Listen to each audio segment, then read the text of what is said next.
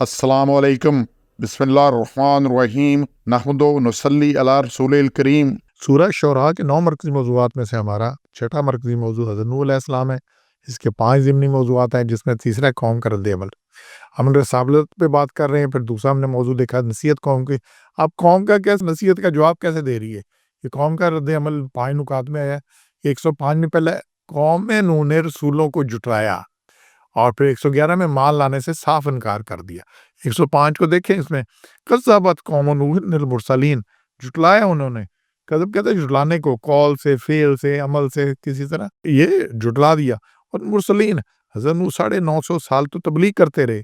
ज़िंदगी उनकी इससे ज़्यादा थी, 40 साल की उम्र में उन्हें नबूवत मिली थी। फिर ये तूफ़ान नूह के बाद भी 50 साल ज़िंदा रहे, तो 950 साल तक उनकी ये सिर्फ दौर था जिसमें उनको नबूवत मिली और उन्होंने तबलीग की और उसमें सिलसिला आया, तूफ़ान आया।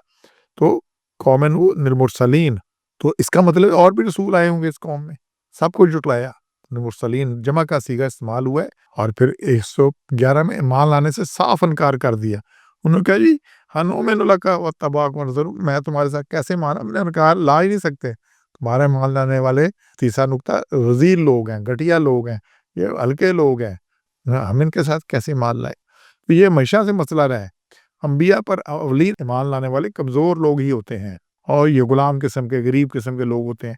अशराफ़ कौम जो शयूख होते हैं, जिनका मुआशरा में असर रसूख होता है, सरदारियाँ होती हैं, इख्तियार होते हैं और अपनी बात मनवाते हैं, वो अंबिया की मुखालफत इसलिए करते हैं कि ईमान लाने की सूरत में इन्हें मुता की बजाय मती बनना पड़ेगा। इस वक्त तो मुता बने हुए ना, लोगों से अपनी इताअत कराते हैं।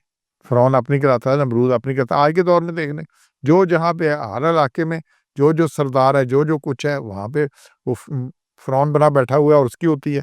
लोग उसी रब समझते हैं। अब नबी को मान ले तो मती बनना पड़ेगा और ये उन्हें कबूल नहीं। तो कुरान में सब कौम के सरदारों का यही तर्ज अमल नकली है। यही कौम आद ने की, यही कौम समूद। मक्का में क्या हुआ, ये सरदारों का मसला था। ईमान लाने वाले तो कमज़ोर लोग थे। यासर ईमान लाए, सुहैब ईमान लाए, बिलाल ईमान लाए, ये गरीब लोग, कमज़ोर लोग थे। तो जो बड़े-बड़े थे, अबू सुफियान था, अबू जहल था, बाकी वलीद था, उतबा था, शैबा था, मुगीरा था, ये सारे क्या थे? नहीं कोई भी इनमें से मान लाया और अकड़ गया, थी सरदार है। तो यही तर्ज अमल है। तो हरकल ने जब अबू सुफियान से इस बारे में पूछा और सवाल किया और उसने तस्दीक की कि नबी पर ईमान कमज़ोर लोग ही लाते हैं, ये हरकल ने कहा कमज़ोर ही लाते हैं। तो सरदारान जो होते हैं, अशरफान, अपने आप को जो समझते हैं, अभी आज भी हम इस्तेमाल करते हैं ये शराफिया शराफिया के, जो अपने को समझते हैं। ये शरीफ बने कैसे हैं, क्या क्या कुछ इन्होंने लूट मारी है, ये अलग बात है, लेकिन ये आज बड़े शराफिया बने होते हैं। तो ईमान लाकर इन हकीर कमीना लोगों में शामिल नहीं होना चाहते और इससे शामिल होने को वो अपनी तौहीन और खतरा ख्याल करते हैं कि वो इन आम लोगों की सतह पर आ जाएं। और इसीलिए देख लें, इनके कपड़े देख लें, उठना बैठना, किसी मजलिस में देख लें, आगे सीटें, सारा कुछ। और इस्लाम का मसला ये है कि आप किसी जगह पे देख लें, वो आपको इक्वलिटी नहीं मिलेगी, ह्यूमन राइट्स नहीं मिलेंगे जो आपको इस्लाम में मिलेंगे। यहाँ पे क्या है, कोई बंदा कहीं भी हो सिलसिला, तो क्या है कि जो मस्जिद में आते, जो पहले आएगा वो पहली साफ में आएगा, जो पहली साफ में आएगा उसको जगह मिलेगी, जो बाद में आएगा बाद में खड़ा होगा, कितना भी बड़ा हो, क्या कुछ हो। ये पूरा दिन में 5 दफ़ा अल्लाह इसकी प्रैक्टिस कराता है कि सब बराबर हैं, कोई बड़ा, कोई छोटा, कोई नहीं। और फिर हज के ऊपर, यहाँ तो आ गया ना, हज के ऊपर देख लें, तवाफ़ करते वक़्त वहाँ पे नमाज में तो होगा, फिर तवाफ़ में सारे इकट्ठे हैं।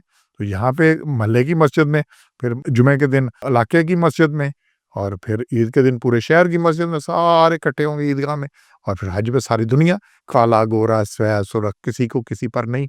जो ज़्यादा है पहले आ जाता है, पहले आगे होता है, सब कुछ होता है, तो किसी को किसी पर नहीं। तो इस्लाम में सब बराबर हैं।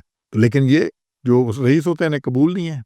मैक्सिम मार्च होता है अमेरिका का, उसने किताब लिखी है इसके ऊपर कि मैंने जो देखा है जाके मक्का में हज के मौका पर, ये जो इक्वालिटी है, ये बराबर है। यहाँ अमेरिका वाले जो बातें करते हैं, ये तो उसको किसी दर्जे में नहीं पहुंच सकते। अच्छा, चौथा नुकता है, नूह अलैहिस्सलाम को संसार करने की धमकी दी उन्होंने। 116 में आ रहा, उन्होंने बोले अगर तुम बाज ना आए तो ला तकूनन्ना मिनल मुरजूइन, तुम्हें संसार किए जाओगे, तो हम तुम्हें पत्थर मार मार कर मार देंगे। तो ये कोई ऐसी धमकी नहीं है। ये सूरह मरियम की आयत 44 में दी, हज़रत इब्राहिम को उनके वालिद दी कि तुम्हें मैं रजम कर दूँगा, पत्थर मार-मार के मार दूँगा। तो ये नबियों को धमकियाँ मिली हैं। तो ये इसीलिए हक़ पे जब भी बात करेंगे, हक़ पे खड़े होंगे, तो धमकियाँ मिलेंगी, कीमत अदा करनी पड़ेगी। फिर सूरह यासीन में कत्ल कर दिए गए, बाकी भी है। अब बनी इसराइल पे कितनी आयतें हैं कि उन्होंने अंबिया का कत्ल किया, बगैर किसी वजह के कत्ल किया। تو یہ سارا بھرا پڑا ہے اس کے اوپر کہ انبیاء کا قتل کرتے، تو یہ سنسار کرنے کی دھمکیاں دی انہوں نے۔ اور پھر 121 میں اکثریت ایمان لانے والے نہ تھے، کہ بے شک نشانی ان میں سے مکان اکثر ہوں، یہ اکثر مومنین ایمان لانے والے اکثریت ان میں ہے ہی نہیں، اور اکثریت کا آج بھی یہی مسئلہ ہے، اور جمہوریت اسی سے اکثریت سے، اکثریت ہی بے ایمان لوگوں کی ہے، تو نتیجہ بھی اسی طرح کے ہے۔ تو قوم کا رد عمل یہ تھا۔ سبحان ربک رب العزت عما یصفون وسلام علی المرسلین والحمد للہ رب العالمین۔